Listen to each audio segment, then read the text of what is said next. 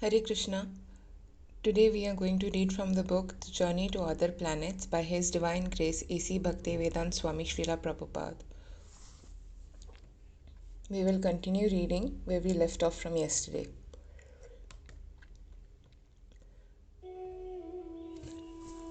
There are three kinds of suffering, including miseries pertaining to the body and mind. In Hawaii, in front of my house, a man was keeping some animals and birds for the purpose of taking them to be slaughtered.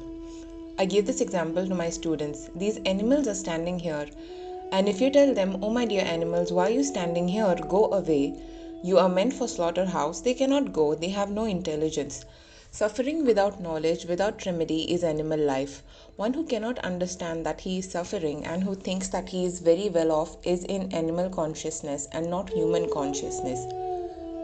Human beings should be cognizant of suffering and the threefold miseries of this planet. One should know that he is suffering in birth, suffering in death, suffering in old age, and suffering in disease, and one should be inquisitive as to how he may avoid the suffering. That is the real research work. We have suffered from the beginning of our birth. As a baby, the human being is tightly placed in the womb of the mother for 9 months. He cannot even move. There are insects biting him and he cannot protest. After the child comes out, suffering continues. The mother undoubtedly takes care of the child, but he still cries because he is suffering. There are bugs biting and there are pain in his stomach. The child is crying and the mother does not know how to pacify him.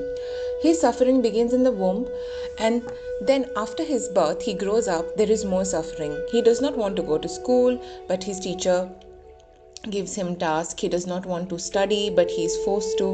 If we analyze our life, we will find that it is full of suffering. Why then are we coming here?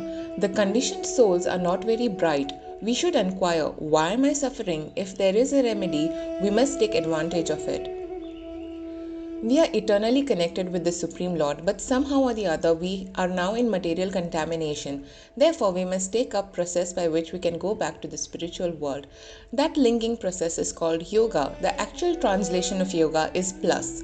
At present, we are minus God or minus Supreme, but when we make ourselves plus, that is connected, then our human form of this life is perfect.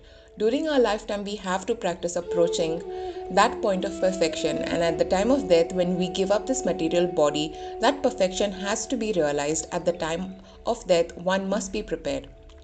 Students, for instance, prepare for 2 or 5 years in college, and the final test of their education is the examination. If they pass the examination, they get the degree. Similarly, in the subject of life, if we prepare for examination at the time of death and pass it, then we are transferred to the spiritual world. Everything is examined at the time of death. There is a very common Bengali proverb that says that whatever one does for perfection will be tested at the time of his death.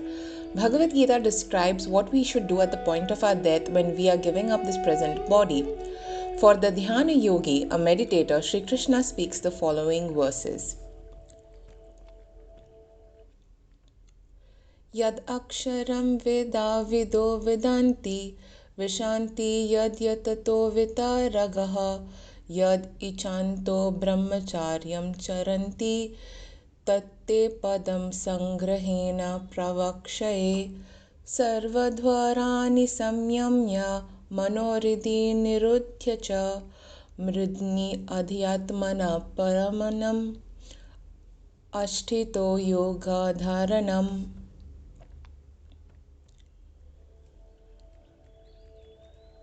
Which means persons learned in the Vedas who utter Omkara and who are great sages in the renounced order enter into Brahman desiring such perfection.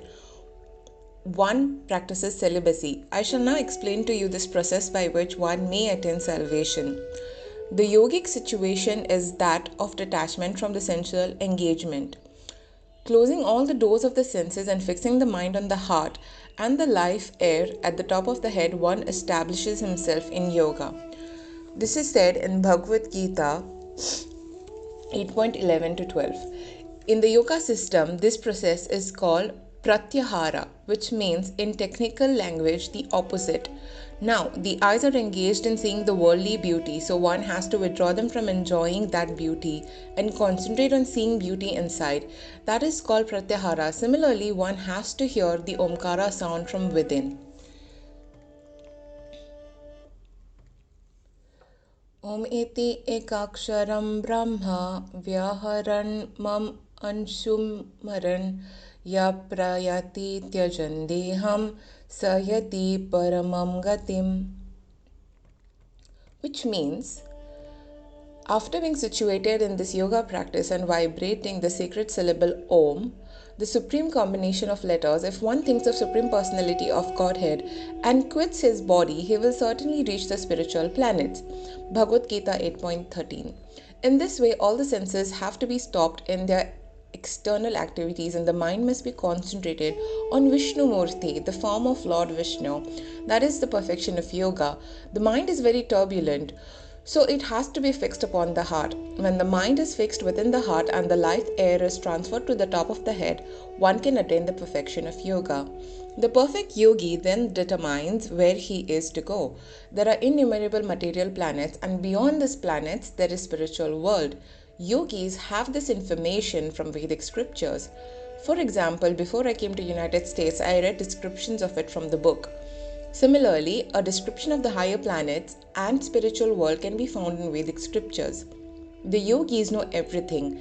He can transfer himself to any planet he likes. He does not need the help of a spacecraft. Material scientists have been trying for many years and they will go on trying for hundreds and thousands of years more, but they will never reach any planet. Maybe by a scientific process, one or two men can reach some planet, but that is not the general process. The generally accepted process for transferal to other planets is practice of yoga system or jnana system. The bhakti system, however, is not meant for the transferal to any material planet. Those who are engaged in devotional service of Krishna or Supreme Lord are not interested in any of the planets of this material world because they know that no matter to which planet one elevates himself, he will still find the four principles of material existence there nonetheless. On some planets, the duration of life is much longer than on the earth, but death is there. Those who are Krishna conscious, however, transcend this material life of birth, death, age, disease, and old age.